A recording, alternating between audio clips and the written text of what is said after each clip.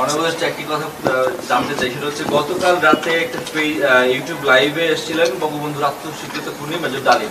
তার মানে তিনি এখনো বেঁচে আছেন এবং আরো খবর প্রকাশ, এই যে সিস্টেম যেটা ভিসা নেওয়ার নিতে হবে 30 পরে জানুয়ারির পরে ব্যবস্থা নেব। সাংবাদিক ইলিয়াস কাজটা করলেন কি? পুরো জাতি অবাক, বিশ্ব অবাক, নতুন ইতিহাস সৃষ্টি। জনাব শরীফুল হক ডালিম, যাকে আমরা সাধারণভাবে মেজর ডালিম হিসেবে চিনি, তার একটা সাক্ষাৎকার পাবলিশড হয়েছে একটা ইউটিউব চ্যানেলে। ইলিয়াস হোসাইনের একটা চ্যানেলে তার সাক্ষাৎকার এসছে এবং ইলিয়াস হোসাইনের এই সাক্ষাৎকারে অকল্পনীয় রকম ভিউ হয়েছে। এই ভদ্রলোকের প্রতি আমাদের অনেক কৌতূহল আছে এবং তাকে কিন্তু আসলে এই ইন্টারভিউটার আসলে ইম্প্যাক্টটা কি, উনি কি বলেছেন সেটার ঐতিহাসিক ইস্যুর আলোচনা চাইতে সম্ভবত এই আলোচনাটা বেশি জরুরি। এই ইন্টারভিউটার সময় এখন কেন? এই ইন্টারভিউ দিয়ে আসলে কি কোনো কিছু অর্জন করতে চাওয়া হয়েছে? আসসালামু আলাইকুম। And within this, like my auntie and my two cousin sisters and one brother, they got bullet shot, so they got treatment, and after that most of them they just went to Calcutta. But first 2-3 years we couldn't meet. আসসালামু আলাইকুম দেশবাসী। জনতার কথা YouTube channel ও পলাশ খান Facebook page থেকে আপনাদের মাঝে সরাসরি কিছু কথা বলতে এসেছি। আমাদের আজকের ইস্যু কি, আমরা কি নিয়ে কথা বলবো, সেই কথাগুলো আপনাদের সাথে শেয়ার করব। আমার এই ভিডিওর টাইটেল ছিল এমন, মেজর ডালিম কে নিয়ে শেখ হাসিনা কি বললেন।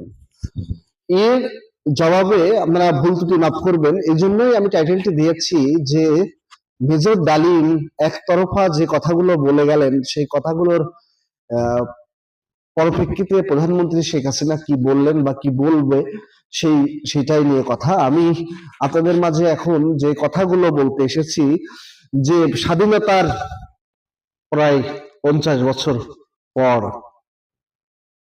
মেজর ডালিম কে আমরা দেখলাম। মেজর ডালিমের গল্প শুনেছি আমরা প্রজন্মের পর প্রজন্ম, কিন্তু মেজর ডালিম কে, সে খলনায়ক না নায়ক সেটা আমরা জানতাম না। আমরা জেনে এসেছি যে মেজর ডালিম হচ্ছে একজন খুনি, একজন সেনা প্রধান মনে হয় ছিলেন বা সেনা প্রধানের দায়িত্বে ছিলেন। তারা মিলে বঙ্গবন্ধুকে হত্যা করে সপরিবারে। কেন হত্যা করে সেটা আমরা অনেকেই জানতাম না, সেটা মেজর ডালিমের মুখে থেকে শুনে আমরা জানলাম যে এটার কারণ কি। জানি না কতটুকু সত্য কি বলেছে, সেটাই আমি আপনাদের শোনাবো এখন। হাসিনা বেশি খারাপ ছিল। দেখো, অ্যাকচুয়ালি শেখ হাসিনা তখন খুবই ছোট, তার সাথে তেমন একটা ইন্টারেস্ট ছিল না, অতএব আমি এই ব্যাপারে তেমন একটা বলতে পারবো না, তবে স্বৈরাচার হিসাবে বলতে পারবো। আমি এটাই বলছি যে এখনকার হাসিনার কথা বলছি। এখনকার হাসিনা ওয়াজ ফার মোর ভিশাস এবং রক্ত পিপাসী।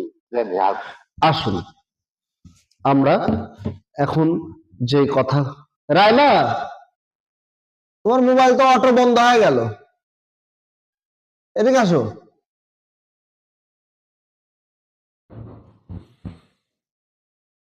থাক, আসা লাগবে না। তো আমরা এই কথাগুলো শুনলাম, জানলাম, বললাম যে মেজর ডালিম আসলে কে। এই মেজর ডালিমকে আমরা যেভাবে চিনতাম, আসলে কি মেজর ডালিম তাই? কেন হত্যা করলো বঙ্গবন্ধুর সপরিবারকে, সেই ইতিহাস মেজর ডালিম বলে গেছে, আমরা শুনেছি। যে যার মতো মন গড়া কথা বলেছি। তো আমি সবার উদ্দেশ্যে একটি কথাই বলবো যে অবশ্যই প্রতিটি হত্যার পিছনে একটি গল্প থাকে। অতি সহজে কেউ তো কাউকে হত্যা করে না, সেই গল্পটা মেজর ডালিম বলে গেছেন, আমরা শুনেছি, আমরা জেনেছি এবং আপনাদের শুনিয়েছি। এখন বাকিটা জনতার চ্যানেলে, জনতায় কমেন্টসে জানাবে যে আসলে মেজর ডালিম যে হত্যার বিবরণ দিলেন সে কাজটা ঠিক করেছে বা করেনি, সেটা আমি জানি না, সেটা আমি বলতেও চাই না।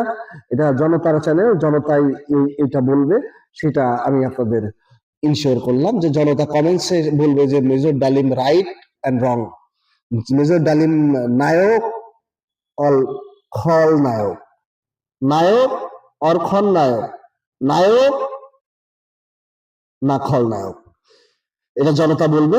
তো আমি যেটি বলবো সেটি হচ্ছে, কেন এত বছর পরে মেজর ডালিম সামনে আসলো?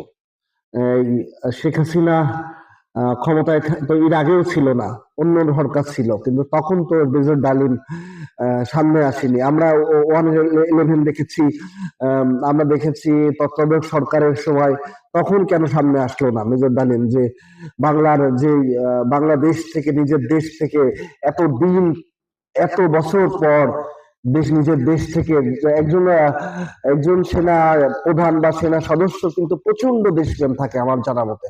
তো তারা এই দেশ ছেড়ে প্রায় 50 বছর দেশের বাহিরে কেন